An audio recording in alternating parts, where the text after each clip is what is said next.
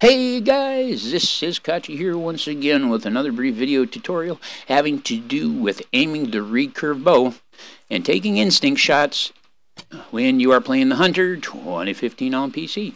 So today I wanted to start out by first of all giving a shout out to Who Cares the Hunter. I found out that he occasionally takes a look at my vids, and quite frankly I'm rather startled because he's the whole reason I play this game. I saw him shooting bear with the bow from a cliff top at extreme distances consistently, him and Extimidator, and it finally sold me on this game. I knew there was no way he could be making those kinds of shots unless there was a good, strong representation of archery in this game, and I decided to break down, give her a try, and by golly, I've been addicted ever since.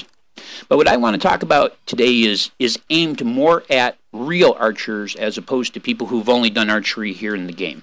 Okay, as you guys know, when we're working shooting the gap, when we're developing aim points, of course, the first thing that we have to have is we have to have a consistent posture.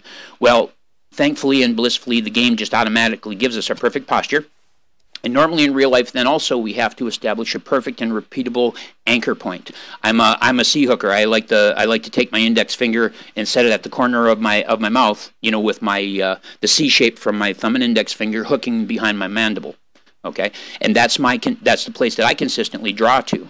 And one of the things to understand about anchor point is that the shifting of the anchor point even a tiny amount, if the rest of your form is constant and consistent, will change the location that your arrow strikes.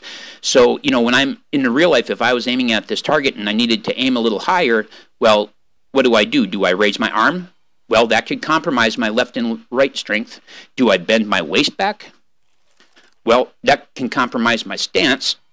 Okay, so what do? Well, in the real world, what I can do is when I draw back, I can just shift my anchor point down,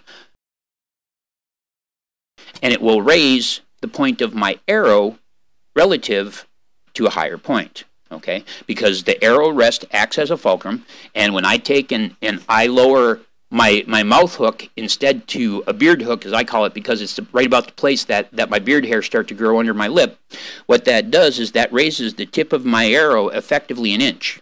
Okay, if it's just the smallest amount of shift like that, see? And so if I'm trying not to compromise my posture, especially if I'm taking a shot on an animal where I can't move around much, by shifting my anchor point down slightly, it raises the point of the arrow up and raises the shot. Okay, and we can't represent that here in the game. So all we can do really is do what I guess would be the equivalent of raising our arm or bending our back. Okay, and so just kind of wanted to point out some of the practical differences between the real life concept of shooting the gap and the game concept. The game allows us to absolutely erase and blissfully forget about a half dozen factors that really seriously impact our final shot when we're instinct shooting in real life, you know? So the other thing is, if you're an instinct shooter, you know that you draw the bow, you never truly anchor. And bear with me on this, just hear me out. When an archer, any archer who shot a lot knows that to get a strong, consistent shot, you have to continue to draw through the shot. You need to pull through the shot. And what I mean by that is, as I'm drawing my bow and I'm coming to my anchor point, as my finger arrives to my basic anchor point, I will now, even though my hand really isn't moving any further, my arm, my elbow will continue to shift back and kind of fall down into alignment with my wrist. And by that point, I've picked my target and I've released because I'm instinct shooting. But it means that my drawing motion, while physically the bowstring may not be drawing back much more, I'm still physically going through that drawing motion, that extension of that process throughout the entire time until I release. Okay? Now, the second thing is to replicate this raise, pull, through, fly in the game. It's fundamentally a three-step process. Step one, right-click your mouse. That'll draw your bow, right? Okay, we know that. Step two, right-click your mouse, and while the bow is drawing, while it's pulling back, hold your left mouse. Okay?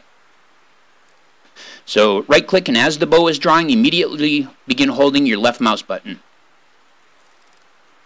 Let go. Okay?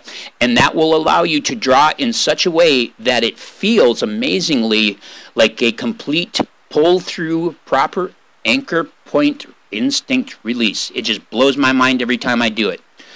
Click, left, and relax. Because that's all you got to do. Once you're holding down that left mouse button, relax, and the arrow flies.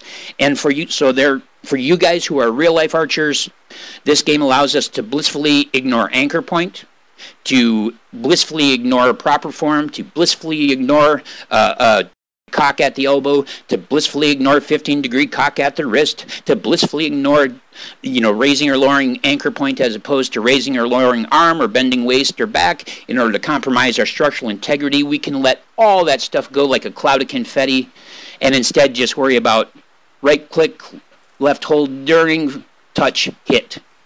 So if you're an instinct shooter or a gap shooter and you're thinking about taking up the recurve archery, that's the best way that I can relate this game experience to our mutual real world experience of being an archer who does a pull through anchor and shoots instinctively. Okay?